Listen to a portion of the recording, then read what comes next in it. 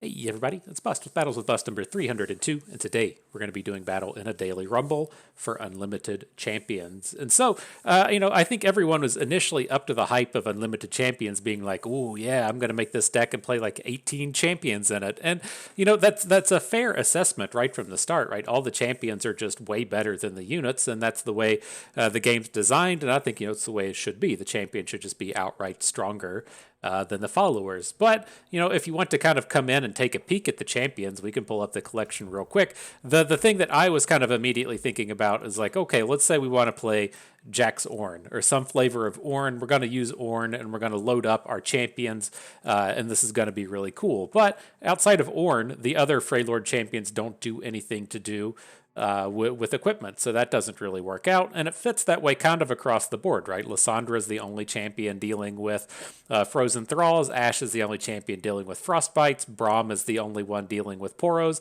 Braum you can kind of fit into some of these other decks, right? Say, ooh, I could play Braum with Udyr, maybe I put a stance onto Braum or something, or you say, ooh, I play Braum with Ornn. Braum is okay to hook up with an equipment or with a forge, but these aren't like really very strong strategies. And so I think pretty quickly you can deduce that it's not going to add that much flavor to the format, and it's not going to be that big of a deck building consideration. And so where I do think we're going to see this is, as the new format, people are going to want to tool around with it.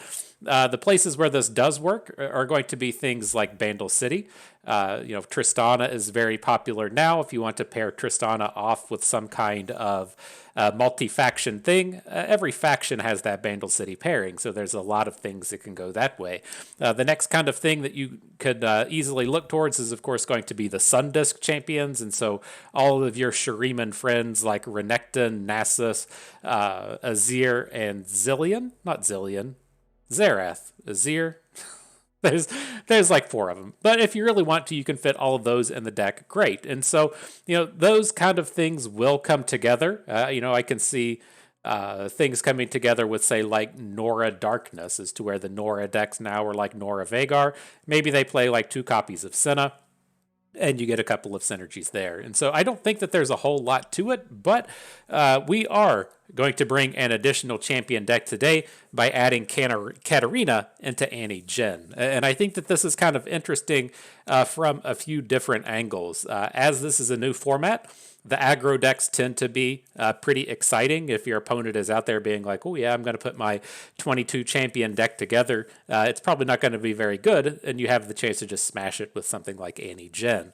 The next thing is I feel like there's a lot of FOMO really tied to these formats, and if you feel like you really have to play the daily rumbles every day of the week, and you need to complete the daily rumble every day of the week, the fastest way to get that done is going to be playing a 5-6 minute deck like Jhin, as opposed to playing a deck that's going to take like 8, 10, 12 minutes to win a game. And so that really kind of go fast aspect of the deck is here.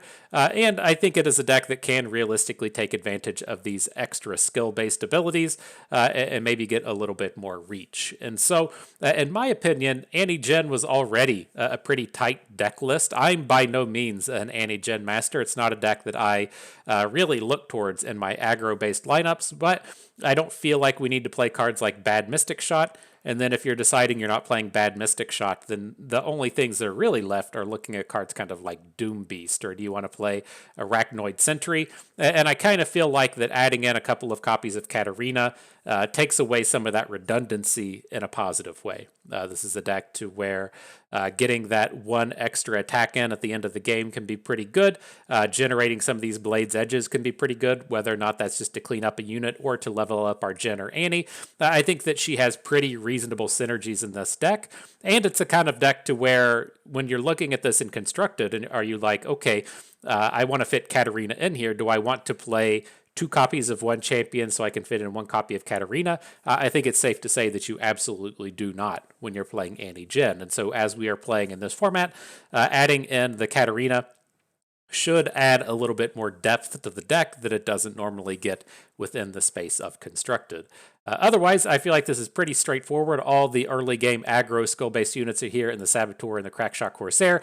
Legion Rearguard's here doing his thing in the early game, being that best early aggressive one-drop. And then we have the rest of the skill-based crew, both of the stuns and the Sunhawk and the Stagehand, the 3 copies of Tusk Speaker, Demolitionist, Boom Crew Rookie for that over-the-top reach, and then the Doom Beast is our final card making the cut in here, but we are starting to cut copies of Doom Beast for our Katarinas. So, there you have it. That's the decks. That's what we're going to be doing battle with today. Let's go ahead and jump on in. Almost paid that coin entry, and so almost little whoopsies there. Now, I will readily admit, I played in the previous Daily Rumble with Jhin. I went 0-3 in it. Now, I was super distracted as I was playing in that one. I had a lot of cat issues going on. I had a cat trying to sit on my feet. I had a spare cat that I don't own just hanging out in the garage. I'll talk about him in the next video. And so there was just a lot going on. I wasn't paying a lot of focus and a lot of attention. I feel like we can really tie in here, focus in, and have a good run. Okay, so opponent playing Katarina and Annie Ezreal. I feel like this is going to be the aggro deck, right? There is the Annie Katarina decks or the Annie Ezreal decks running around and constructed right now. I feel like this is going to be that really removal heavy style deck coming at us. So with this start, this hand is okay. We have a pretty reasonably aggressive set of dudes. We can get them all on the board exceptionally quickly. Annie is the strongest of the bunch.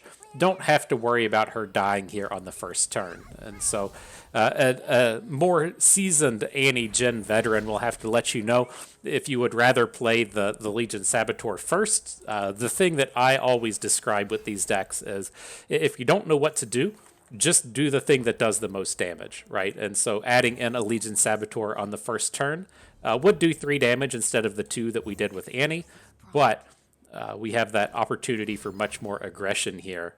Oh, that's kind of a bummer. If we slow it down just a little bit. That's not horrible. Annie's going to get Ravenous Flock next turn, and you know, ugh, sad noise.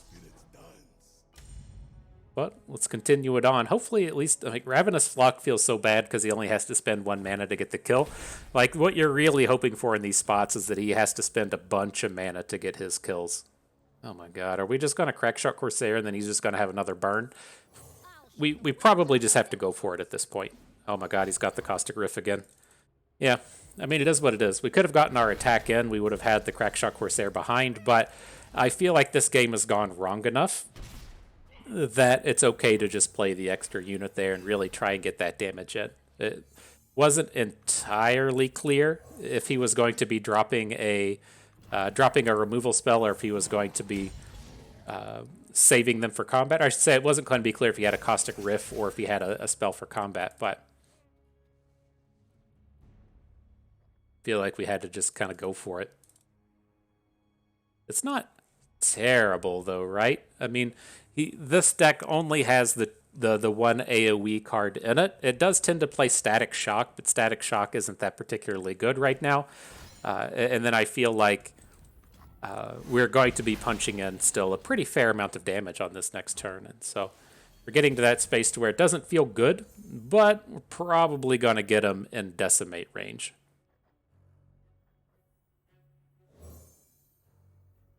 Gonna hold back on Jhin. We'll look to play him on the next turn. He's just gonna be a little slow here and not do anything. Station Archivist, sure. So I would assume that we'll get in like 2 points of damage this round. He's gonna pick up a removal spell. He's gonna trade out the Archivist for another unit. Probably get in for 2 with the Demolitionist. Oh, he hit a Static Shock, didn't he? Well, all right.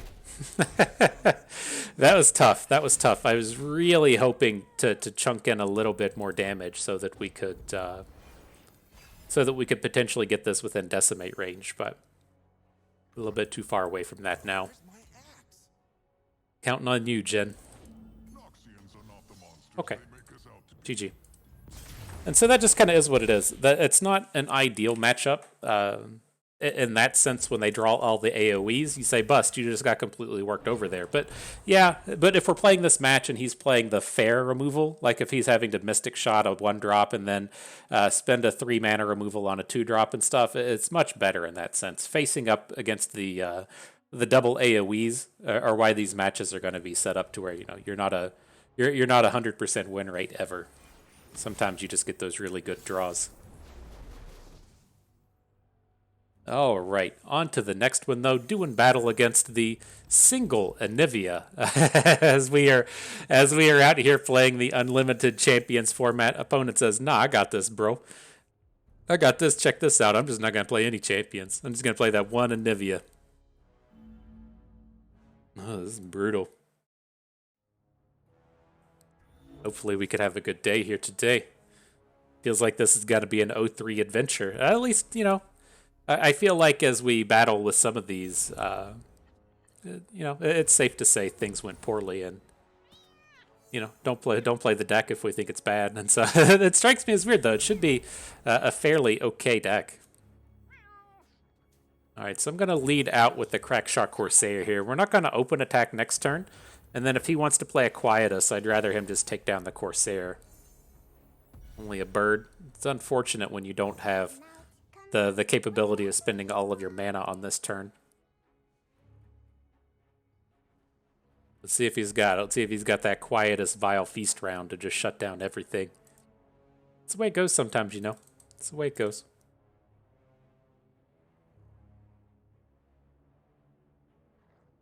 But I think this is the kind of the way to go. It's like if we can be maximum efficient with the mana to where you play Annie first and then the Demolitionist second. That's a little bit more damage as well, but you miss out on that opportunity for the reach to go over top of their units. So it's like once he starts putting units onto the board and we can't attack through them, being able to go over the top with the Demolitionist and Doom Beast feels a little bit better. But this strikes me as him just building up to Avalanche, but I'm not entirely familiar with what this deck's removal suite looks like. If we were playing like Foundations, I would really expect this deck to just have like 30 removal spells in it. But since this is kind of moved over to the Soul Cleave deck, it tends to play like Soul Cleaves and Rekindlers and Harrowings and a bunch of real just kind of like combo-oriented stuff that doesn't worry me nearly as much about getting AoE'd out here in the early game.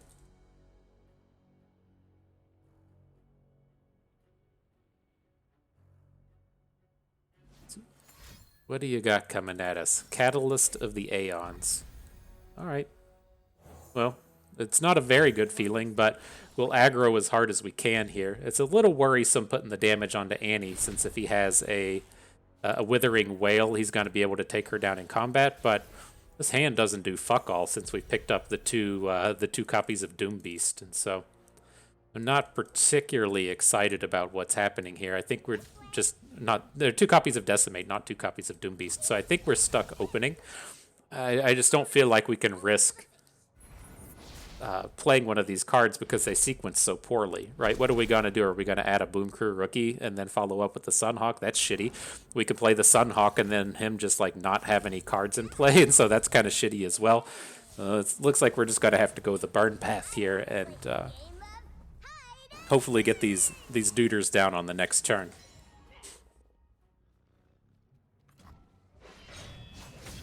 Bringing out those Decimates, leveling up the Annies a little bit though. It's nice to get that flip.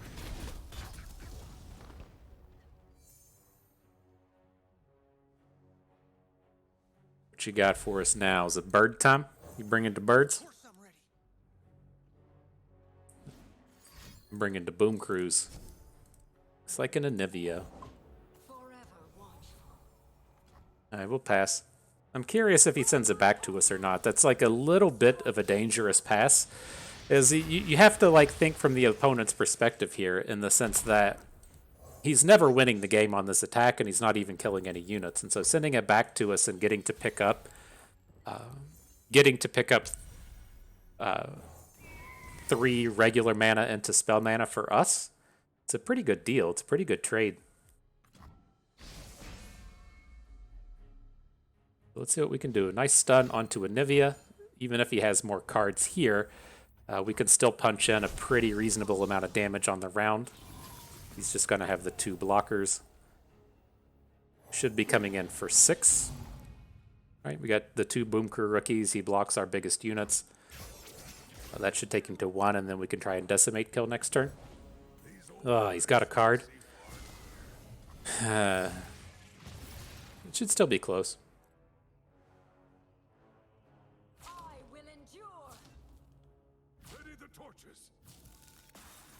Oh, I forgot about this stupid egg. I can't get it in my head that this stupid egg is able to block now. It used to...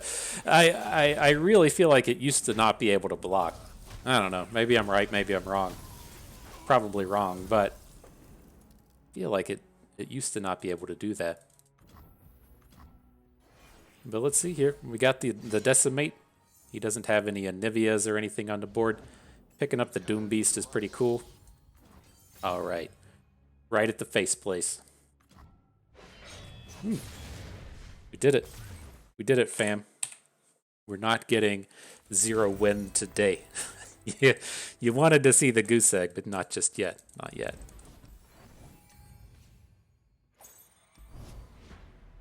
I would show off the old goose eggs in Expedition. I felt like there was a lot to learn in Expedition throughout the draft phase, and then even if the deck like doesn't come together, being able to stop and talk about it.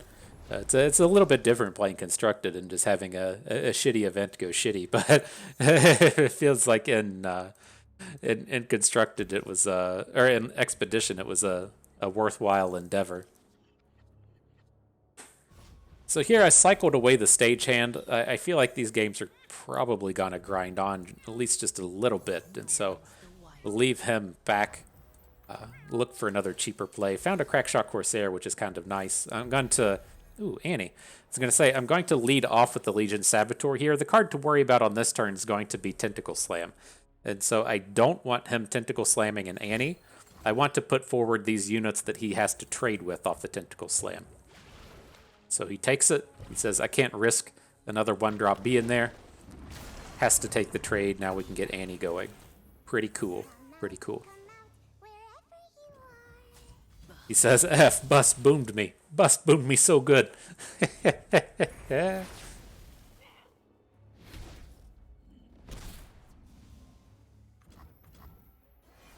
All right, now we just get the aggro squad down next turn. We got the rookie, the Corsair, can Sunhawk 2 turns from now.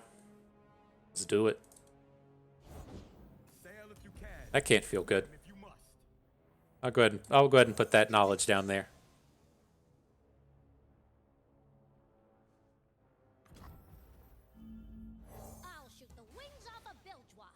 All right, I dig it. I like what's happening. Even at 4 mana, it's just like, are you just gonna play a Lowy? That's not that intimidating. We picked up a 2-drop as well. Okay, let's get these cards rolling.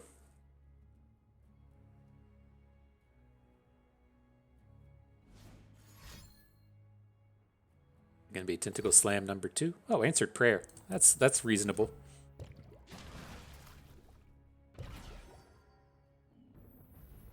So I'm going to put the damage on Annie here. I want to keep our 3 health units up. I don't want him like blocking, mainly the Boom Crew rookie. I don't want him blocking with the Tentacle, and he shouldn't have any ways to just deal a single point of damage.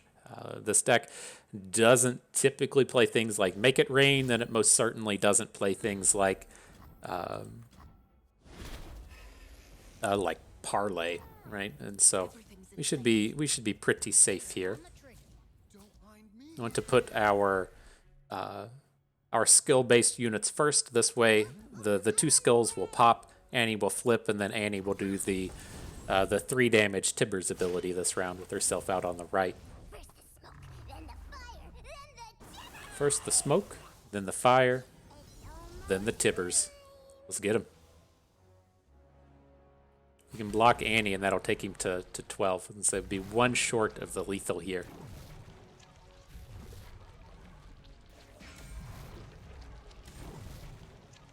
Move them all around, check those mathematics. It says it's gotta be Annie.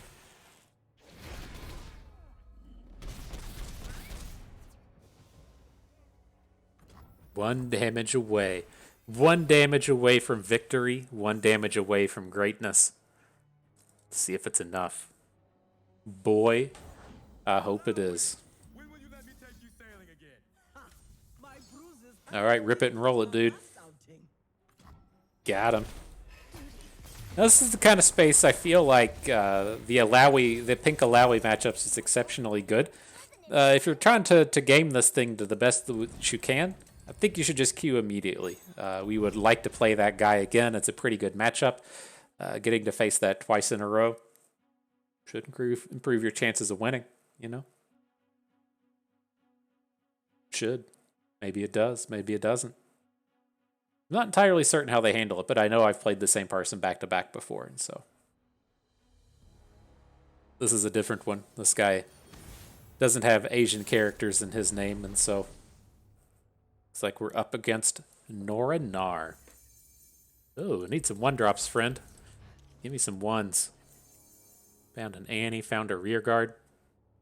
All right.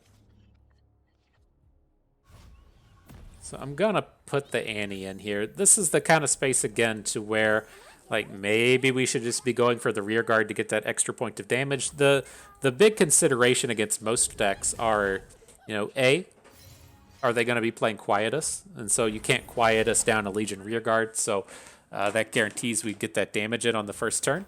And then the other thing is going to be, well, do they have units? And so if they're going to play, you know, Bird, if you play Bird the Bell Ringer on the first turn, I would much rather be sending Annie in, since Annie can kill the unit. We don't have to trade, right? So those considerations don't matter against the Nora deck. I don't think Nora typically looks to have one drops in it, but it's worth a thought. Now here, this is rough. I don't like overbanking all of this mana, but adding Katarina doesn't feel good. So as the Wallop comes in, that's kind of nice. But then as we add Katarina next turn, we'll still at least have the mana to play the Blade's Edge. And this is what I was kind of leaning towards when we were playing against Annie Ezreal and really struggling against their removal. Like if they're playing Pokey Sticks and if they're playing Mystic Shots and all that stuff, I don't really mind that because they're typically losing out on the mana game. But with that dude hitting so much AoE, it was just such a pain to have to try and manage all that. So opponent unfortunately hit a 0 blocker. It's not a particularly strong unit to be hitting off of your to be hitting off of your portal. It's a bit of a win for us.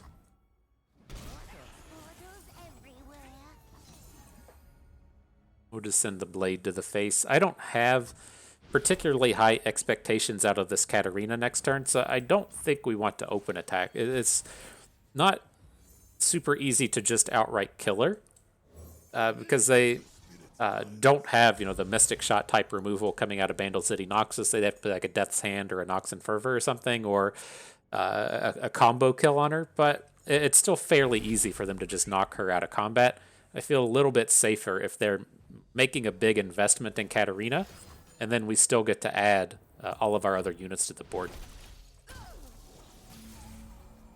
We do have another one though. It's always a cool party trick, right? Check this trick, yo.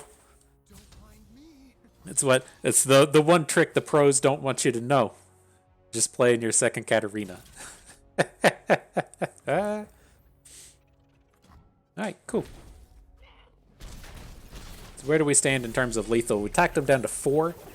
We do have the 1 damage burn plus the Nox and Fervor to potentially end it, but I don't want to go for a Nox and Fervor and have it get knocked out by a removal spell when our plays are already so good, right? We're at no risk of dying. We can just Katarina next turn to get the rally, have a huge attack. Just no reason to play this overly aggressively. Underly aggressively is what we're going for here. F. I didn't anticipate more aloof travelers though. Oh, that boomed us good. I think we're still in pretty tip-top shape, but it was not on my Not on my radar.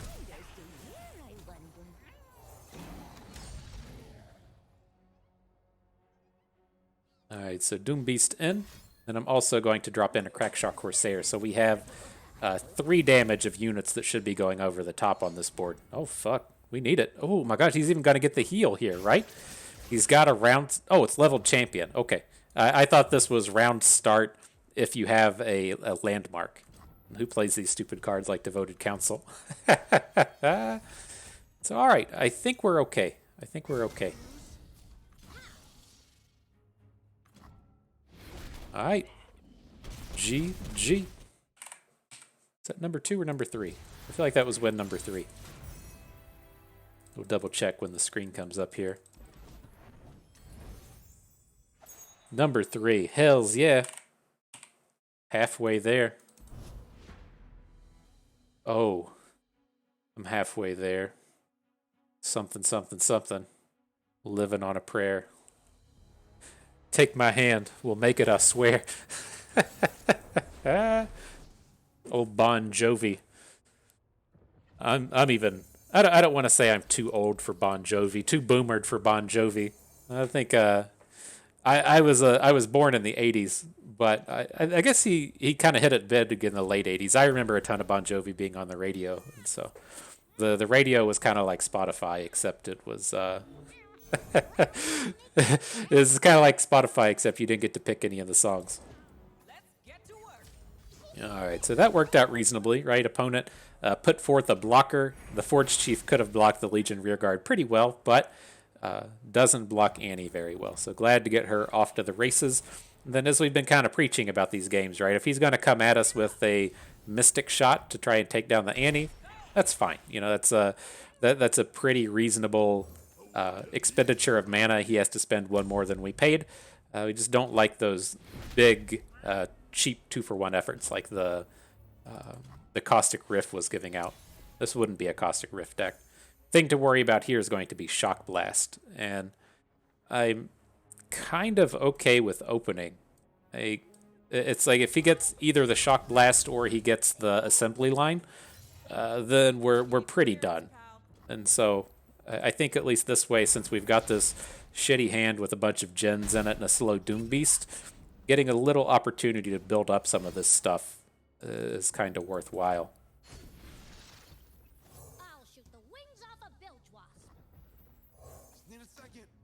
So we'll play a couple units and we'll look to drop Jhin next turn. Maybe we'll play a Dancing Grenade this game, who knows. Ooh, perfect draw on the Sunhawk though. Well, less perfect with Jace coming in. I don't think we can let him just get the free hook with Jace this turn. Take that free hit into Annie. That seems less than ideal. This isn't very good though. Maybe we should have blocked one of these. I'm not used to playing the Jhin flip card and thinking maybe we should have put a 2 health in front of the Forge Worker and then next turn play Jhin and then actually play the Dancing Grenade. Makes sense. Makes sense. Suffering is the beating heart of drama. Gotta get that damage in here though. This is our last round to attack. I was hoping that we would get a little bit better in here. This is not a great attack. But we'll have 1 unit that gets in, and then we can Nox and Fervor away one of the units that gets blocked. We do have to legitimately worry about dying next turn, though. I think we're okay if we have 1 blocker, right? We have Jace, he only has 9 attack on board.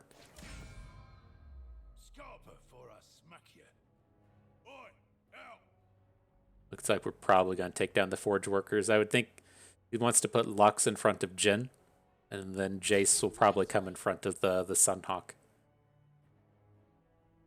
That's my guess, at least.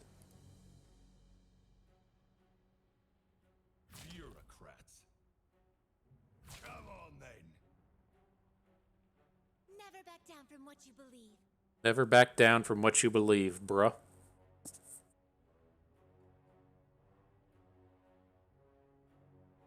So as it stands, our stack is taking him to 6, assuming he blocks in the same way. We could Nox and Fervor away the Crackshot Corsair.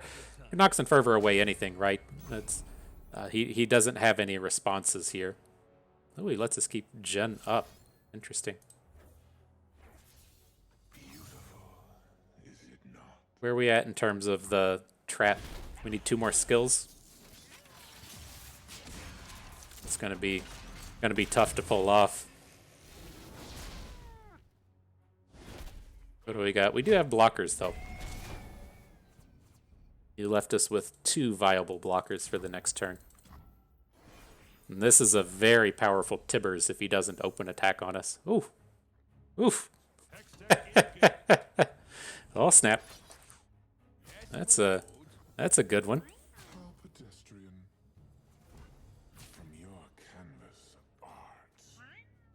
Alright, well, he's got to have a lot of burn to get through this one, right? Or a back-to-back. I guess back-to-back would do it. Ugh. What a waste. What a waste, man. We got that perfect draw in the decimate. Has the back-to-back. Boo. Boo. Alright, next battle. That's tough though. I don't feel like that should be that tough of a match. I feel like it should probably be pretty even. I don't know. Annie Jin's one of these weird decks that has like really polarized matchups.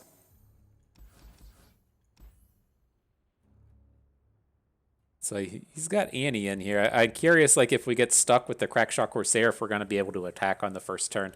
I think it's okay to hang on to Tusk Speaker here. All right, we just picked up Annie anyways. Let's go make some friends.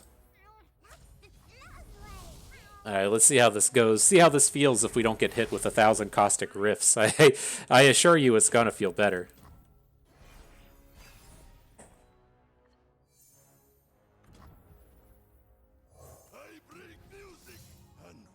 Alright, well, knowing what we went through in that previous game, how greedy do we want to get on this one? Like, I think we got to play at least 1, right? And then we'll see if he spends any mana. Maybe we want to stop right here.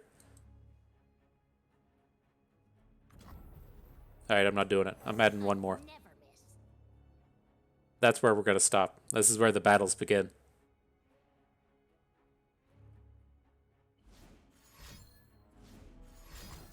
Riff and a Disintegrate. Okay. And then watch it. You watch and see. He's gonna have that Ravenous Flock for our Annie. He's gonna have it. Mm-hmm. Sure. I mean, I don't know how else to say it. It's like you can easily see how this matchup goes. If they don't have the Caustic Riff, right? If the Caustic Riff is a zero mana deal 5 damage to a unit card, you can see how like spectacular that space looks to us here. Just if you're gonna draw it every time, I guess it is what it is. But it's a bit of a beat having that come down against us every game. I don't remember what the number is if you're going to just like hard mulligan for cards. I feel like if you're just like absolutely shooting to get a specific card in your hand, that if you mulligan away your first 4, then pick up another 4 and get 1 more draw, I think you're at like 40% chance to hit. And, you know, for us to be in this space to run into that 2 times in a row is what it is. The old matter of variance.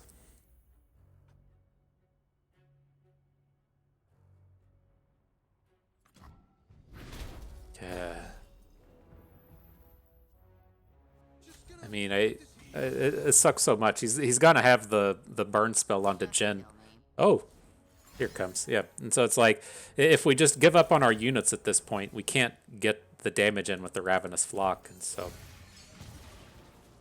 it's a pain in the dick. So maybe our Boom Crew will get to attack on the next go around, but I have a hard time imagining that this is going to go positively for us. I don't know. It's like maybe he'll play a a drum solo or something this turn, and then we get the time to build back up. Do I have to? All right, so let's see what happens. If he Mystic Shots, kind of is what it is. If he passes, I think we're fine. We aren't missing out on too much. We can still spew out our whole hand, and it's not like this is a deck that's really going to be following up with a lot of units. So I feel like letting the Mystic Shot roll is fine. We're going to be able to play out our whole hand. Come out, wherever you are. All right, let's see how close we can get. If we can get the 2 from the Rookie and the 3 from the Fervor, we're pretty close, but still doesn't feel good, man. Doesn't feel good. I think there's a very real chance we don't deal any damage this turn.